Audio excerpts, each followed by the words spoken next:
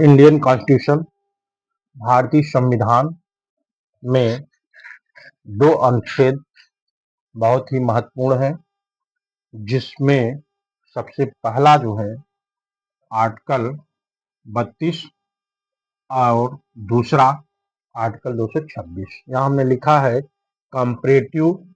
Comparative study of the article 32 and 226। दोनों अनुच्छेद इतने महत्वपूर्ण है कि किसी भी पीसीएसजे या हायर एजुकेशन या एसजेएस या अदर कॉम्पिटिटिव जो भी एग्जाम्स होते हैं उनमें क्वेश्चन पूछे जाते हैं। पीसीएस में, पीसीएसजे में लगभग हर जगह पूछे जाते हैं जितने कॉम्पिटिटिव एग्जाम होते हैं। जुडिशरी में अधिकतर पूछे जाते हैं, यहाँ तक कि बीएड वगैरह में भी पूछे जाते हैं। तो इन चीजों को ध्यान में रखते हुए हमने अनुच्छेद 32 और अनुच्छेद 226 जो कि भारतीय संविधान इंडियन कॉन्स्टिट्यूशन के आर्टिकल्स में 32 और 226 दोनों अनुच्छेद अपने आप में बहुत महत्वपूर्ण है। अब यहाँ अध्ययन ये किया जाना है कि दोनों एक दूसरे से कहाँ तक संपूरक हैं और क्या दोनों में डिफरेंस है, ये देखा जाएगा। सबसे पहले हमें बता दें कि अनुच्छेद 32 यहाँ हमने बताया है, ये स्वयं इंडियन कॉन्स्टिट्यूशन के पार्ट 3 में है। यानी अनुच्छेद 32 भारतीय संविधान का जो पार्ट 3 है, जिसको फंडामेंटल राइट्स का भाग कहा जाता है, उसका स्वयं एक भाग है। कौन? अनुच्छेद 32। इसलिए यहाँ क्लियर हो जाइए, पूछा जाता क्वेश्चन कि अनुच्छेद 32 स्वयं फंडामेंटल राइट है, मूलभूत अधिकार है। और दूसरी इसकी विशेषता यह है कि यह मूलभूत अधिकारों का उपचार प्रदान करने वाला अनुच्छेद है। यहां हमने लिखा मूलभूत अधिकारों का उपचार भी इसी अनुच्छेद के माध्यम से प्रदान किया जाता है। यानी मूलभूत अधिकार जो फंडामेंटल राइट है भाग 3 में जो 12 से 35 तक दिए गए हैं, उन अधिकारों का प्रवर्तन अनुच्छेद 32 के तहत कोई भी व्यक्ति यदि उसकी मूलभूत अधिकारों का हनन होता है या उसको उससे छीना जाता है या उससे वो वंचित किया जाता है, तो इस अनुच्छेद 32 यानी 32 के आधार पर वह पीड़ित व्यक्ति माननीय उच्चतम न्यायालय की शरण ले सकता है, माननीय उच्चतम न्यायालय के दरवाजे को खड़खड़ा सकता है और अपने मूलभूत अधिकारों का प्रवर्तन करा सकता है। पहली चीज इतनी हो गई। और एक चीज हमने यहाँ लिखा है, डॉक्टर भीमराव अंबेडकर साहब ने कहा था कि अगर मुझसे पूछा जाए कि भारतीय संविधान में सबसे महत्वपूर्ण अनुच्छेद कौन है, तो उन्होंने कहा था कि भारतीय संविधान में आर्टिकल 22 जो है वह भारतीय संविधान की आत्मा है। क्या है? आत्मा है। भारतीय संविधान की आत्मा अनुच्छेद 32 को बताया बाबा भीमराव अंबेडकर साहब ने।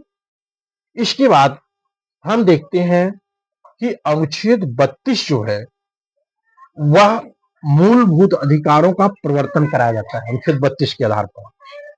और अनुच्छेद 32 स्वयं मूलभूत अधिकार है और इस अनुच्छेद 32 के आधार पर जब कोई पीड़ित व्यक्ति माननीय उच्चतम न्यायालय के दरवाजे को खड़खड़ाता है या उससे आवेदन करता है, तो माननीय उच्चतम न्यायालय अनुच्छेद 32 के तहत रीट्स जारी करता है।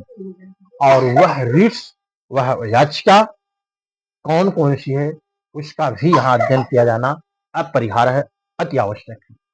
जिसमें सबसे पहली जो रीट्स है हमने लिखा है बंदी प्रत्यक्षीकरण की, इंग्लिश हैबियस कॉर्पस की।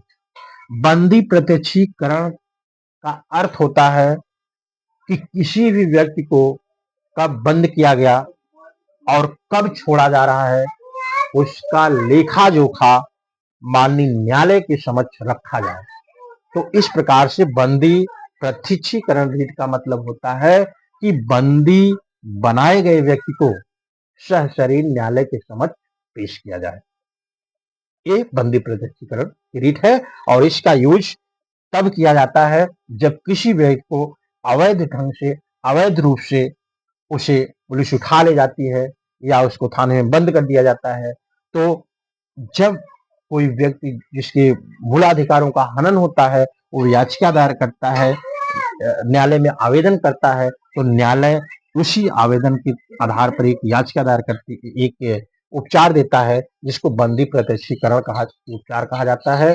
और इस उपचार के माध्यम से वह ये आदेश देती है कि बंदी व्यक्ति को न्यायालय के समक्ष सशरीर पेश किया जाए। दूसरा है परमादेश की रीत। परमादेश की रीत मीन्स हम आदेश देते हैं, यानी मैंडमस की रीत।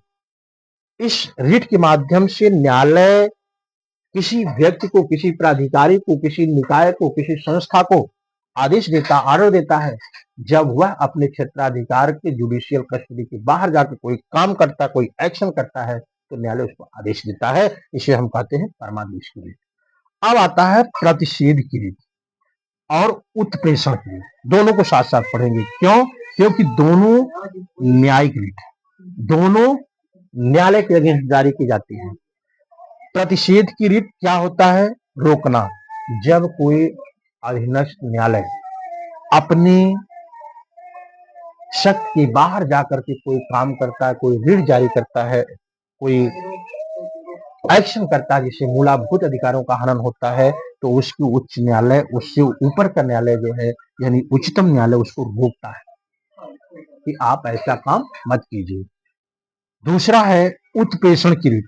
उत्प्रेषण की रीत मीन्स होता है कि अगर कोई अधीनस्थ न्यायालय कोई निर्णय दिया है और वह निर्णय मूलभूत अधिकारों का हनन करता है, तो उस निर्णय को पलटा जाता है, उस निर्णय को पलट दिया जाता है इस रीत के माध्यम से। और अधिकार परीक्षा की रीत।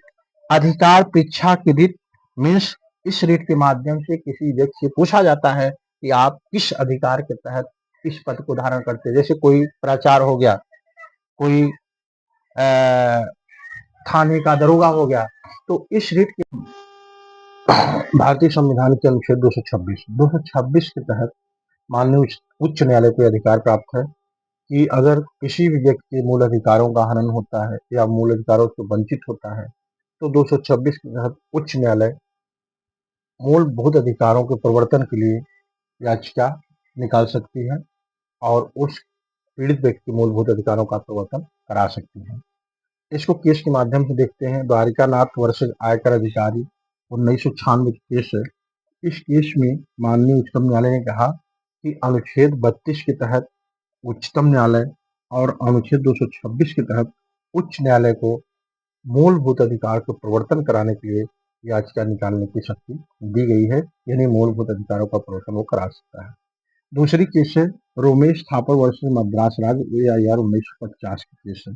इस केस में कहा माननीय उच्चतम न्यायालय ने कि अगर किसी भी व्यक्ति को मूल अधिकारों का हनन होता है तो 226 के तहत वह उच्च न्यायालय और 32 के तहत उच्चतम न्यायालय में आवेदन कर सकता है, और 226 के तहत उच्च न्यायालय और 32 के तहत उच्चतम न्यायालय ऐसे व्यक्ति के आवेदन पर उसके मूलभूत अधिकार को प्रवर्तन करा सकता है, लागू करा सकता है और उसको उससे वंचित होने से बचा सकता है।